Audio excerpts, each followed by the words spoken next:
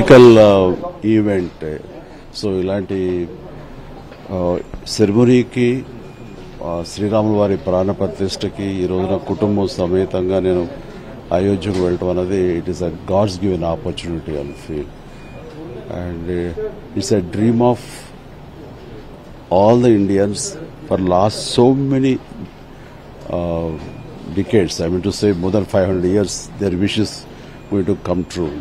So, ఇలాంటి అకేషన్కి మేము వెళ్ళటము, అందులో మేము పార్ట్ అవటం అన్నది ఆ భగవంతుడు మాకు ఇచ్చిన గొప్ప అవకాశంగా నేను భావిస్తున్నాను. అండ్ ఇది ఇన్ని శతాబ్దాల కళ, భారతీయుల కళ నెరవేరే రోజు ఈ రోజు.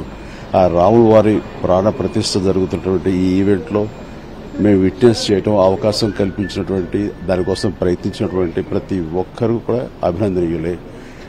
వారందరికీ నా ప్రణామాలు తెలియజేస్తూ, మరీ ముఖ్యంగా ఈ ఈవెంట్కి ప్రాణ ప్రతిష్ఠ తన చేతుల మీద చేస్తున్న నరేంద్ర మోడీ గారిని మనస్ఫూర్తిగా అభినందిస్తాను. ఇది ఇలా జరగటానికి, భారతీయుల కళ నెరవేరటానికి కారణభూతమైనటువంటి నరేంద్ర మోడీ గారికి, వారి 50 మందికి, వెనుకున్నటువంటి ప్రతి ఒక్కరికి నా అభినందనలు. అండ్ మాకు ఇచ్చిన ఆపర్చునిటీకి ధన్యవాదాలు. So you are going to be part of very few witnessing Ramlalla Pran Pratishtha. Yes. No, that's really a great, overwhelming. We feel it's a rare opportunity, so one can get this. And I feel Lord Hanuman, who is my deity, he is.